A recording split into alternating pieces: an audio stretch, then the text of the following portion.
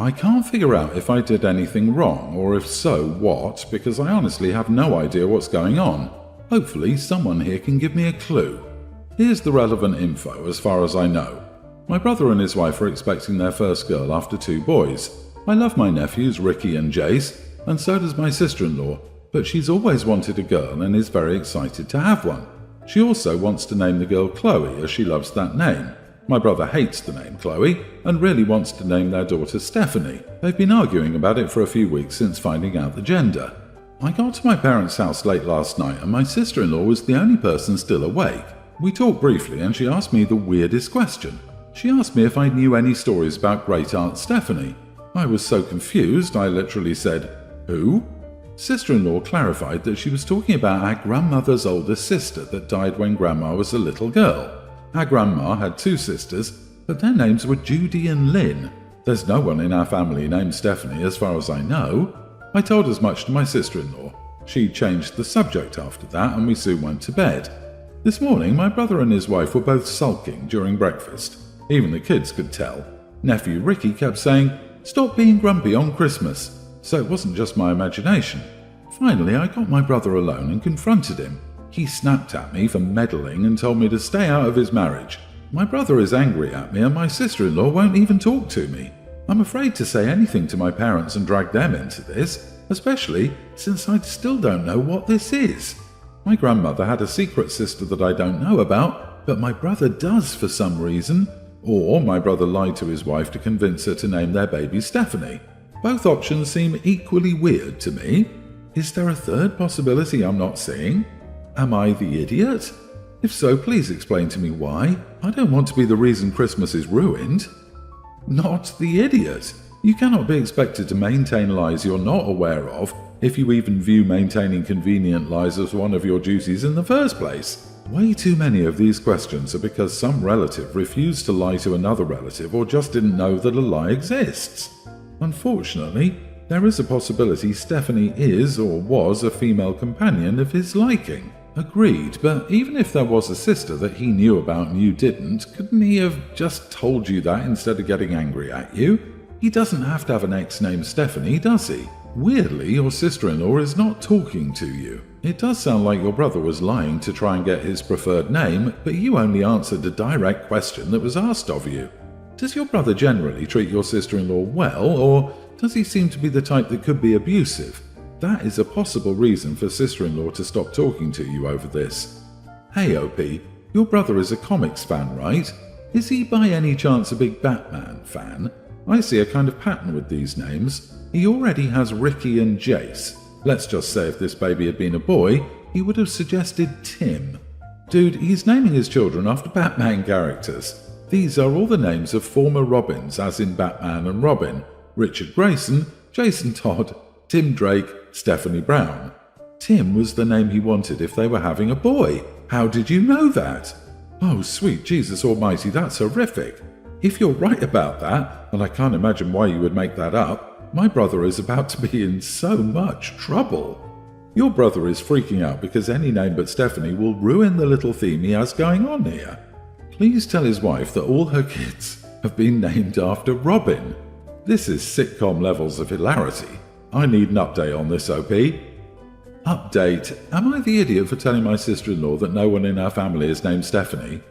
People, you were right. Brother is about to have a very unpleasant conversation. And this is the most awkward Christmas Eve dinner ever. Gotta keep this short, lots going on. Since everyone now knows what my brother was doing with the kids' names, except the kids obviously, they are angry. Weirdly, my mom is the angriest. Basically, sister-in-law was really surprised and angry. My brother said he thought it was cute and funny and would have told her the reason once they were done having kids. But instead, Mom went off on him and called him a permanent adolescent she failed to raise to adulthood. This really hurt my brother's feelings, and my dad stepped in and said no fighting during Christmas for the kids. So, everyone agreed to table the discussion until after the festivities. But my mom said my brother and sister-in-law are naming the baby what sister-in-law wants because, after my brother's stunt, he lost the right to have a say. The baby is definitely going to be named Chloe. My brother quickly backed down when my mom said some more choice words to him. The topic is completely banned for the rest of the festivities, so for now at least, they've tied a bow on the situation. Christmas morning update. Aside from some glaring over a couple of the boys' stocking stuffers, Robin Funko Pops, everything went well with the gift opening. My brother realizes he has crossed a line and has been very attentive to his wife. He mentioned getting Chloe's name embroidered on some stuff when they got home. He even told Mom he would make the Christmas breakfast so she could have a break, and he gave me an "I'm sorry" grin when I opened his gift. I think everything is going to be fine. Holy mother of macaroni, of all the insane things I've read on here, this is absolutely cray-cray. I can't wait to read what happens with this. The fact that he lied about his grandmother's dead sister to keep it going is insane. He is literally gaslighting his wife about his family history to name their kids what he wants. I have no kind words for him. Anybody and everybody deserves better than that from their partner. My goodness. The worst part of this story is the Funko Pop. I feel so bad for your sister-in-law to have to live with someone like that. He has no problems making up stories to his wife. Was he planning on lying to her his entire life? She was lied to, you got dragged into it. Maybe you could have avoided bringing Mom and Dad into it once you suspected it was likely Batman-themed and had nothing to do with a real or imagined family member. I think Mom's got every right to yell at her son and take daughter-in-law's side on this. She's not resolving their dispute. OP was pretty clear that daughter-in-law was passionate about a certain name. Dad's got every right to tell them not to fight at his house about it. Time and a place for everything. A potentially marriage-ending fight regarding a childish, manipulative, dishonest spouse ain't happening in my house at my Christmas. Your brother should be thanking his lucky stars that you spilled the beans. Can you imagine what would have happened if his wife had caved and they named the baby Stephanie, and then she told relatives on your side of the family that the baby was named after your brother's late great-aunt? Everyone would have had the same reaction as you did. Your brother would have been outed as a lying idiot to a much wider audience, and your sister-in-law would have been humiliated. Your brother is definitely top 5 for the Idiot of the Year award. What an entitled, juvenile, self-centered idiot. But I'm glad everything ends well. Update 2. Am I the idiot for telling my sister-in-law that no one in our family is named Stephanie? My brother Mikey is playful and loves his kids more than anything. Our family has always tolerated small, short-term white lies for the sake of harmless pranks. However, Mikey's lie wasn't small, short-term, or harmless. He hurt his wife's feelings deeply. Mikey says, and sister-in-law confirmed, that he was never insistent about naming my oldest nephew Richard. There were other names he suggested, but she liked Richard, so they picked it. Mikey spends a lot of time with Ricky. He often takes him to job sites and lets Ricky pretend to be his assistant. He has this playful thing with Ricky that he's Mikey's sidekick, and they're a team. It's sweet. Here endeth the sweetness. When my sister-in-law was pregnant again, Mikey wanted to replicate the Robin thing. He wanted to name this son after the next Robin, Jason. My sister-in-law wasn't as big a fan of that name, but she also needed a name she loved. Mikey was very persistent about the name, so she decided it was fine. He never told her why he wanted that name, just said he really liked it. My sister-in-law said to him, and also to me, she doesn't have a problem with the fact that he got the name from a comic book. She gets what the meaning is to him, even though she doesn't like comics and thinks it's cute. Her issue is that he lied by omission. Even though she wouldn't have cared about the name, he lied just in case she might have, and if it had been something she wouldn't have approved of, she would want to have been able to say no. However, even with this, she wouldn't have been too mad about it. The lie of omission became an active lie when he made up a family member to convince her of the name of the next Robin, Stephanie, when there was a girl named she loved, Chloe. That's not a small lie for a cute prank. Even though Mikey was defensive initially, after they had a private conversation this morning, he realized how wrong he was and apologized. My sister-in-law said he was very sincere, and Mikey has never been good at faking sincerity. He feels awful for taking advantage of her trust. He feels even worse that it involved their children. This whole thing has soured my sister-in-law on the name Chloe. Now it only reminds her of the fight and hurt. She wants to come up with a completely new name, one related to her hobbies like Mallory or Rita. She's going to take some time to not think about it. Their marriage isn't in danger, but a wound is there. Now that Mikey has admitted fault, it can heal, and it will with time. If you learn anything from Mikey, learn that everyone makes mistakes. If someone truly loves you, they can usually forgive you. However, to earn that forgiveness, you must admit to what you did, not double down and try to trick your way out of it. Wow, I am in disbelief that someone is a big enough Robin fan to fabricate an entire dead great aunt so they could keep their delusional fandom naming streak going. What an insane story. People never cease to amaze me. Thank goodness he at least realizes just how badly he messed up. Something like this is no mere prank. OMG, so he is Batman and the kids are all his Robins. So I don't know if the guy is a Robin fan so much as wanting to secretly be Batman himself. Your brother sucks. His tail is between his legs now because he got caught and was forced to come clean.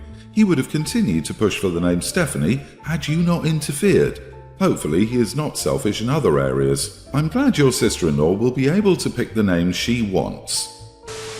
My mom owns a daycare and I'm preparing to take over the business in June. Even though I don't own the business now, I still handle hiring and firing employees, payroll and buying new supplies, and I'm in charge of the curriculum for half of the classes. In June, my mom hired Emma, 18, without checking it with me. She promised Emma 18 hours a week even though we weren't hiring and didn't have the funds to pay an unneeded employee for 18 hours a week, especially when she talked my mom into giving her $3 over our starting rate. I told Emma the best we can do is 10 hours a week with the potential to go to 15 later in the year. She looked a little upset but said that was fine. I will admit Emma is a great employee. She's always 5 to 10 minutes early and has no problem staying late. She has a good attitude. The kids and parents love her, and she gets along well with the other employees. She's also okay with driving my mom home if I have to leave early. My mom adores Emma. She says they have similar interests, and she sees Emma as a younger version of herself. One thing about Emma is that she babysits. I talked to her when we hired her and said it's a policy that employees don't babysit students. She was upfront with me and said she's been babysitting 2 of our students since before she started working here. I told her that was okay, but don't babysit any other students. Everything has been going great, but I found out she has been babysitting 5 other students behind my back. I texted her about it, and she said she needed the money since her hours had been cut, and they offered her a rate that she couldn't refuse. My mom says it's not a big deal, but I want to fire her for breaking our rules. I'm planning on firing her next month, but my mom says I'm being cruel, and that if I fire her, she's going to give her a warning and help her get a job at another daycare. You are the idiot. Your policy is nonsensical and antithetical to your business. If you fire a reliable and well-liked employee, you are only shooting yourself in the foot. I can't help but feel there's some subconscious jealousy that might be clouding your judgment. Professionally, it doesn't serve you to fire her, especially as your mother has said she'll get her a job with a competitor. Can you promise she won't poach the kids she babysits at her new location?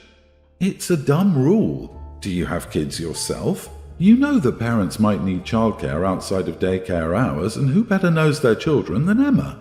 Or do you want them to scramble to find a stranger to watch them instead? Let her work. Also, it's illegal in most places to fire somebody for what they do in their time away from work.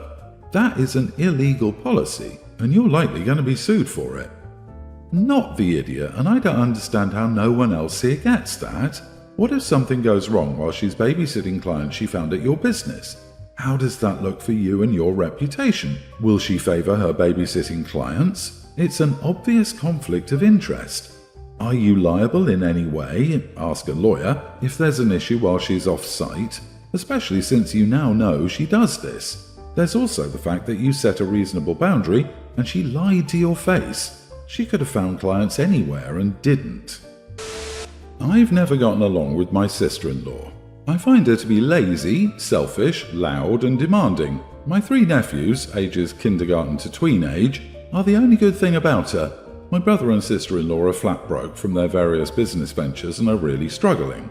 I've stepped up many times with financial assistance. For example, I'm the one who pays for my nephew's extracurricular activities. Recently, their financial situation got so bad that they could barely afford groceries. They were literally splitting peanut butter and jelly sandwiches. That was unacceptable, and I offered to buy them weekly groceries. They accepted my help. I don't do online grocery shopping because most of the time they get the order wrong or don't have what I want, so I just go to the store. I get an email from my bro or sister-in-law asking for stuff.